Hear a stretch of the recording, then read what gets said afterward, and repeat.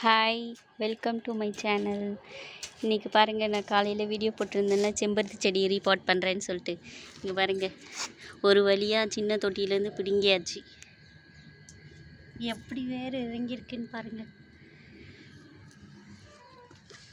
3 செம்பருத்தி செடியும் பிடுங்கி வச்சுருக்கேன். ரொம்ப கஷ்டப்பட்டு பிடுங்கி எடுத்துருக்கோம். ஃபுல்லாக வேர் பாருங்க, இது பரவவே இடம் இல்லை. இவ்வளோ டைட்டாக அப்படியே சின்ன தொட்டியில் அடங்கியிருக்கு. இதெல்லாம் கொஞ்சம் பிரித்து விட்டுட்டு இப்போ நட போகிறேன். வாங்க எப்படி நடுறதுன்னு பார்க்கலாம். இங்கே பாருங்கள், வேர் எவ்வளோ இருக்குதுன்னு சொல்லிட்டு அடியில். இதெல்லாம் நம்ம கொஞ்சம் பிரித்து விட்டோம்னா ஃப்ரீயாக இருக்கும் அது வேர் பரவறதுக்கு. அதனால் இதெல்லாம் கொஞ்சம் உடைச்சி விட்டுக்கலாம். ரொம்ப டைட்டாக இருக்குது.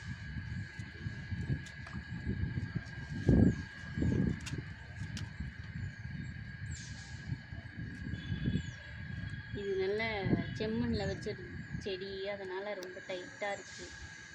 இது நம்ம ஃப்ரீ பண்ணி விட்டு வச்சாதான் வேர் ஈஸியாக பரவும். எப்போவுமே செடி நடும்போது அடியில் கொஞ்சம் உடைச்சி விட்டுட்டு வைங்க. அப்போ தான் நல்லா அதுக்கு பரவறதுக்கு வேர் ஃப்ரீயாக பரவும். இந்த மாதிரி டைட்டாக இருந்தால் ரொம்ப லேட் ஆகும். சீக்கிரமாக பரவுறதுக்குன்னா நம்ம லூஸ் பண்ணி விட்டால் தான் வளரும். உடைக்கவே முடியாத அளவுக்கு பாருங்கள், இவ்வளோ டைட்டாக இருந்தால் செடி வளரவே வளராது.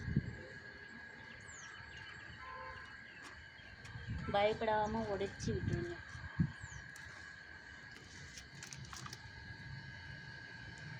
இப்போ பாருங்கள், நான் அடியில் நல்லா வேரெல்லாம் உடைச்சி விட்டுட்டேன். மண் டைட்டாக இருந்ததெல்லாம் வேரை உடைச்சி விடலை, வேரில் பிடிச்சிருந்த மண்ணை உடைச்சி விட்டுட்டேன். இப்போ பாருங்கள், ஃப்ரீயாக இருக்குது. இந்த அளவுக்கு உடைச்சியாச்சு. ஃபுல்லாக கூட உடைச்சிட்டு வைக்கலாம். இந்த அளவுக்கு போதும், அடியில் மட்டும் இருந்தால். இப்போ நான் மண்கலவை ரெடி பண்ணி வச்சுருக்கேன்.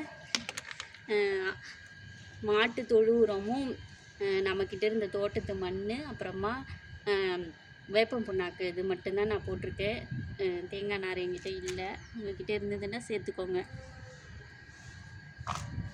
எப்போவுமே வைக்கும்போது சென்டராக பார்த்து கரெக்டாக வச்சுடுங்க. அப்போ தான் ஈஸியாக இருக்கும். தண்ணி ஊற்றுறதுக்கு, நம்ம எரு போடுறதுக்கு எல்லாத்துக்குமே வசதியாக இருக்கும். கல் இந்த மாதிரி ஏதாவது இருந்துச்சுன்னா எடுத்துடுங்க. நல்லா சென்டராக பார்த்து வச்சுக்கோங்க.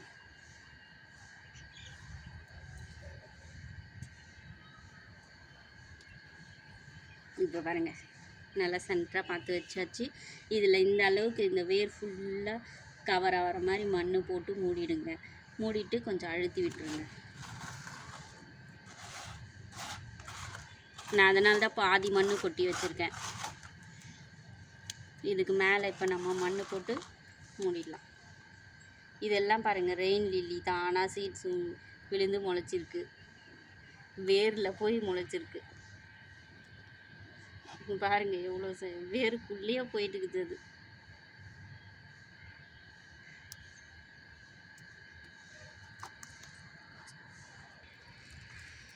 இப்போ பாருங்கள், நல்லா சென்டராக பார்த்து வச்சாச்சு. இப்போ நான் மண் கலவை மிக்ஸ் பண்ணதை எடுத்துகிட்டு அது ஃபுல்லாக கவர் ஆகிற மாதிரி போட்டுருவேன்.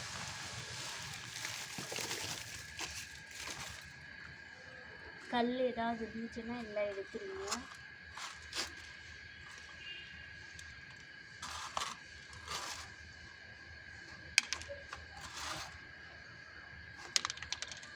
எப்போவுமே செடி வைக்கும்போது வேப்பம் புண்ணாக்கு இருந்ததுன்னா கண்டிப்பாக ஒரு கைப்பிடி இவ்வளோ இருந்தால் போதும். ஃபுல்லாக கை நிறைய போடணுன்னு கூட இல்லை, கொஞ்சமாக போடணும். அப்போ தான் வேரழுகள் வராமல் இருக்கும்.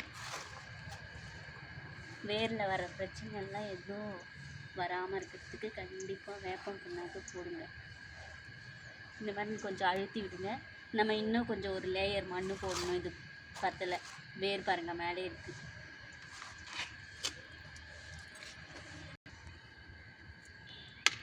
இப்போ பாருங்கள், ஃபுல்லாக கவர் பண்ணியாச்சு. வேறு எதுவும் தெரியல.